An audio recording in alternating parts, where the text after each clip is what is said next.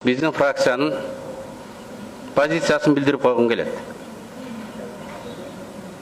Америка Қошма Штаты дүниедегі жападан жалғыз супердержава, ең бай өлкө. Анын президенті дүниедегі ең чоң қызмат адамы. Январда Барак Обама қызматтан кетеді. Ал Вашингтонда 8 бөлмелі үй ижара жалдап, ошол жерде жашаймын деп чечти. Дүниеде екінші экономикалық держава бар. Бұл Германия. Меркель азыр 4-ші жолы канцлер болсын деп тұрады. Дүниедегі ең тасырды аял, ең тасырды саясатшылардың екінің бірі. Ал көп қабатты үйді 4-ші этажда квартира ижараға алып жашайды. Айылда загородный дому бар. Сүрөтүн көрдім, 1 этаж мансарты бар, кадимкеле биздин карапайым кыргыздын үй экен. Бұл өлкөлөрдө улуу болсаң кичүү бол деген баалуулук орун алыптыр. Бұл өлкөдө жөнөкөйлүк, жупунулук улуттук идеологиянын, мамлекеттин саясатын деңгээлине чейин көтөрүлүптүр. Бұл элдин жетекчилери элинен ыйбаа кылып, эл эмне дейт экен деп тартынып сыйлап турат экен. А биздечи? Biz СНГ өлкөлөрүндө $15 менен минималдык айлык акы боюнча эң акыркы орунда турат экенбиз. Тажикстанда бизден өтүп кетиптир. Биз СНГ өлкөлөрүндө балдардын өлүмү боюнча 1-чи орунда турат экенбиз. Biz СНГ өлкөлөрүндө bir адамга карыздын көлөмү боюнча 1-чи өлкөдө турат экенбиз. Муну кыргыздар мышыгы ыйлап турат деп коет. А биздин бийликтегилер, аткаминерлер кандай жүрүн турум кылат? Алмаз Атамбаев баш аягы 10 гектар жерге, ортосуна аларча суусу шаркырабагы бөлүп турган территорияга хан сарай куруп атат. Эмне Обама кура албайт беле? Эмне Меркель кура албайт беле? Элибиз мөңкүрөп карызга батып турганда эмне кылып аласың деп. Ээсин тааныбай есірген, елдің пікірі менен есептеспеген бийлик бизде пайда болуп турду. Мындай монументалдык курулушту императорлар, династиялык императорлар курган. Менин бийлигимдин туруктуулугун, түбөлүктүүлүгүн билдириш үчүн, элдерди баш ийдириш үчүн. Мына бизде кандай идеология калыптанып жатат? Бул эл менен есептешпеген. Өзүм билем. Байлыкка ширенип, мансапка манчыркаган идеология. Өзүм билем деп, элди сыйлабай, конституция менен законду четке сүрүп койгондугу бүгүн айдан ачык байкалып калды. Президент Атамбаевдин оюна макул болбогон адамдарды ал эл алдында эл душманы, эл бузукчусу деп жарыялап, укук коргоо органдарына алардын бир нерсесин таап, бар болсо жок болсо да кама деп ачык өз уюштуруп өзү буйрук бере баштады. Граждандык активисттерге, журналисттерге өз оюм менен макул болбосо түздөн-түз акарат көргүзө баштады. Кыргыздын бир баалуулугу бар, сөзгө жыгыл деген. Жаш бала айтса дагы аксакал болосунбу, падыша болосунбу, биз сөзгө жыгылышыбыз керек. Ушул жерде жаш депутат Жанар Акаев абдан туура сөз айтты. Башка ой айткан адамды куугунтуктабайлык, эл душманы деп жарыялабайлык. КТР башка маалымат каражаттары бир тараптуу жамандап атат. Аларга дагы өзү коргогонго сөз берип коюлук деди. Эмнеси жаман? Абсолюттуу туура. Ар бир сөзүн, ар бир сабын алдына мен кол коем. Жок, бул президент Атамбаевка жакпады. Бабашка, мен сени сатып алгам. Акчаңды төлөп алып келгем. Билбесең билип алып жөн отур деди. Мынакей биздин идеологиябыз. Эми КТР жана башка массалык маалымат каражаттар болуп көрбөгөндө кара дискредитацияны таратып атат. Иса Шишанкулович, Бакиевдин убагында да көз болгонбуз. Мен ал убакытта мындай болгон эмес. Мисалы, бир чет элде бир сайтта открытая платформа деп коет экен, көрүнгөн адамдар жаза берген. 20-июнда Текебаевдин, Шыкмаматовдун, Сайланованын офшорда компаниясы бар екен деп маалымат шықты. Ушуну 2 айдан бери мамлекеттик массалык каражаттары жазып келди. Мына кече көчөгөнүн артынан президент чыгып, ким уюштуруучу экенин далилдеп, күч органдарына буйрук берип отурат. Чара көргүлө деп. Ал айтат, бизге де Белиз өлкөсүнөн официалдуу кат келди деп белге көргөзүп атат. Мына Белиз өлкөсүнүн өкүлү Бишкекке келген документти билбейм деп кече айтты. Ал жогорку соттун алдындагы регистратор. Мен нотариустун колун гана көөлөндүрдүм. Документтин текси менен ишим жок. Чынбы, жалганбы билбейм. Ал каяктан ал копияны алганы билбейм деп жарыялап атат. Ошол көөлөндүргөн нотариус журналисттерден дагы, юристтерден дагы качып жүрөт. Мынакы президент жана тойго чакыргандай кооздолгон тиги ленталары бар кагаз экен. Ошону менен мынакы матрешка 2 кет болуп, айыр ачылып, жалганчылыгы чыкты. Эми Мегаком жөнүндө бир ооз айтып койбосом болбойт. Вечерний Бишкек газети Фарид рейдерлик менен тартып алды деп мурун айтып жүрөт элек, мына кулага көрүнүп, бүт эле ошолорду колдоп жазып калды. Мындай дейт. Ничего жөнүндө сөз кетип атат. Как бы то ни было, после договоренности ключевыми чиновниками с кыргызской стороны прекращение деятельности Мегаком со стороны Эвентус, Кыргызстана начались приготовления к продаже национализированного пакета акций 49% компании Альфа-Телеком через аукцион. Идея коррумпированных заговорщиков состояла в том, что если такой аукцион состоялся, он легализовал бы оставшиеся 51% акций в руках бакиевского офшора. Деп айтып отурат. Ошол 49 эле сатылып кетсе, 51 автоматтык бакиевтики болуп калат эле дейт. Ушул сөздү КТРден Азаттыктын диктори дагы айтып атат. Ошол жаман адамдар 49% сатып жиберелик деп бакиевтерге 51% бергенге аракет кылды деп.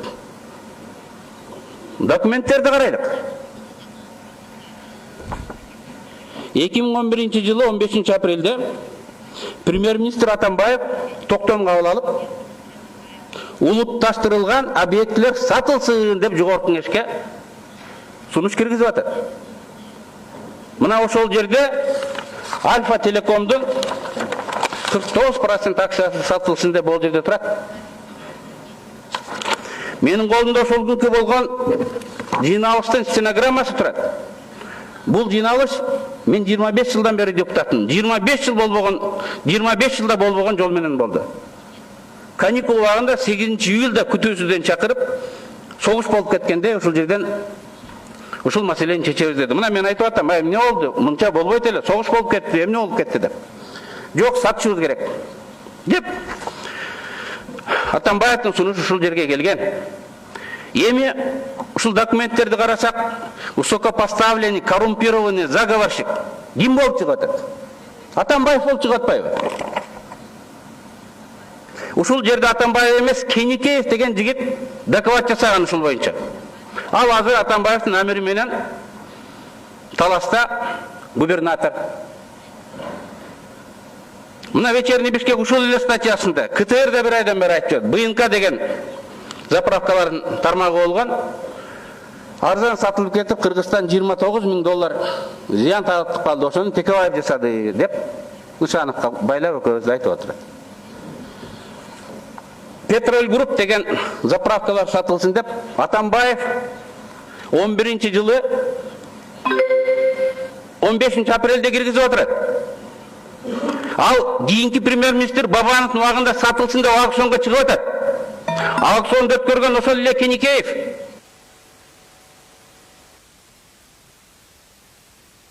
Кеникеев арзан сатып атат. Ал Кеникеевди Атамбаев кара чоңойтуп, талашка губернатор кылып коюп атат. Мына ушундай фактылар турса, бетирмачылык кылып, ушинтип жалган айтып, бүтүндөй мамлекеттик саясатты КТР, МТР бар бұзып атты. Урматтуу депутаттар, мен барыңардан тажрыйбасы чоң депутатын. Азыр мен уақытым бүтүп кетип атат. Менин сөзүмдү угуп койгула. Уақытты чектебей. Мен көп сүйлөбөйм. Ал баарыбыз үчүн, биринчи кезекте өлкө үчүн пайдалуу. Сиздер балким угарман, көрөрмандар дагы ишенбейт. Кантип эле президент өзү баш болуп, провокация кылып, прокуратура, МВД, ГКНБга ушинтип провокация уюштурайлык деп айтсын. Андай болбойт да. Президент ошондой жашайт беле дейт. Бирок биздин тарыхта ошондой болгон да. Президент Бакиевтен Вактыңыз бүттү. Киши башкасы. Наркотиктерди салып, байкеси менен кеңешип, МВДны, милицияны, аэропорттун жетекчилигин задействовать этип, Интерполдун жергиликтүү бюролорун задействовать этип жасаганда, ошол ачылып, акыры Жаныш Бакиев соттолду да. Ошондо ачылып, депутаттар ачып, депутаттардын ал кезде позициясы бар эле. Жаныш Бакиев менен Табалдиев отставкага кетишкен. Бүгүн эми могул ачылганда Абдил Сегизбаев отставкага кетеби? Кеп ушунда болуп атат да. Бакиев менен макулдашып, Жаныш Бакиев Садыркуловду кармап өлтүргөндө погран войсканын генералдары кылмыштын ишин жасырыш үчүн МВД, сот, прокуратурага катышкан. Президент Бакиев координация кылган. А биз болбойт, президенттер ага барбайт дейбиз. Павлюкту өлтүргөндө биздин ГКНБнын офицерлери катышып, ошолар барып Казакстанды өлтүрүп, колго түшүп соттолушту. Мына бүгүн президент көшөгөдөн чыгып, ошол фальшивка кагазды алып алып, эл алдында Текебаев Атамекенге акыркы соккуну берип, пиар компания кылып, ошону көргөзүп атат. Биз туура эмес жолдо кетип отурабыз. Осман, Иса, Төрөбай, молодой болсоң дагы аксакал болуп калдың. Биз туура эмес жолдо кетип атабыз. Бирөө дагы Атамбаев туура эмес кылып атасыз, коюңуз деп айта турган адам калбай калды. Жок, ал мыйзамсыз болот деген Мелис Турганбаев менен Кашкар Жунушалиевди жумуштан айдады. Азыр бирөө андай болбойт деп айта албайт. Баш ал десе бөркө алып КТР, ЛТР бар жөнү ачык мындай жамандап отурат. Бирөө шеф туура эмес деп айта албай калды. Бул анга чүрөт. Бул жакшылык эмес. Биз айтпай койсок жамандык кылган болобуз. Урматтуу депутаттар, мен өткөндө да айткам, дагы айтам. Өлкөнүн тарыхы сиздердин колдо. Мындай туура эмес жолду оппоненттерди куугунтуктоо, массалык түрдө жамандоо, бул ар кандай саясий режимдин акыркы өмүрүнүн белгиси, бул агониянын белгиси. Мына биз азыр эл аралык юристтерди договор түздүк. Алар ошол офшор компанияга барып, мунун баарын фальшивка экенин далилдеп беребиз дейт. Далилдеп келсе эмне болот? Президент отставкага кетеби? Ошону ойлонуштубу?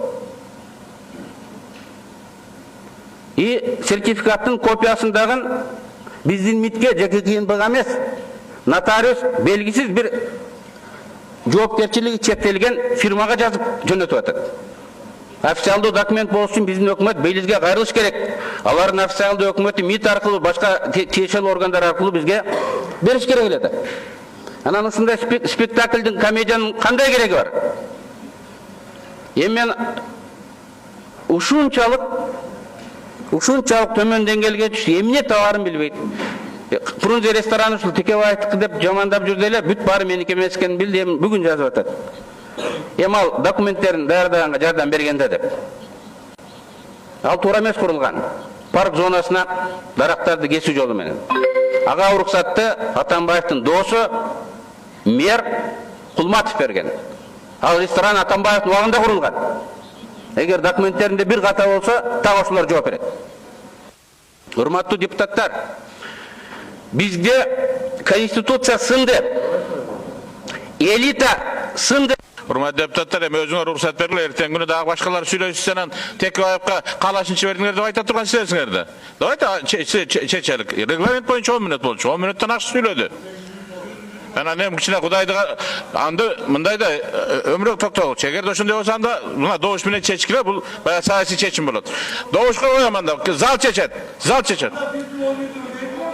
Yok anday yok. Her bir fraksiyanın özünü unutma. Mınday kılavuz. Zal çeçet. Çeçkile masala yok. Yarım saat bilesin her bir. Al siyasi çeçim olur. Хорошо, ömrük toktoluş babanıp bilen Törevay Bakıt'ın sunuşu oyunca süylep bütkönge çeyin söz beri jönde sunuş şöyle doğuş koyalım, doğuş verin. Makul el ücreti karşı 10 bar 67 kattal 104 sunuş öttü. Süyleyerinsem. Kalaşınızca süyleyesem. Урматтуу депутаттар, мен айтып атам, конституция сынды. Элита сынды. Егер ел сынса, biz кайра турбайбыз. Конституция сынды дегеним, конституция өлкөнү башкарса болот. Компартия конституциясы жок эле башкарган. Акаев менен Бакиевдин туугандары конституциясы жок эле башкарды. Биз ошол жолго кетип отурабыз. Ал бүгүн жаап жашырылбастан ачык официалдуу мамлекеттин саясаты болуп калды. Сооронбай Жээнбеков ушул жерден келип, мен президенттин тапшырмасын аткарып атам деди. Өзүмдүн программам бар. Урматтуу депутаттар, силер бекитип бергиле. Ошону аткарам. Эл бизге ишенген, биз жооп беребиз дебейт. Ачыктан ачык президенттин тапшырмасын аткарам дейт.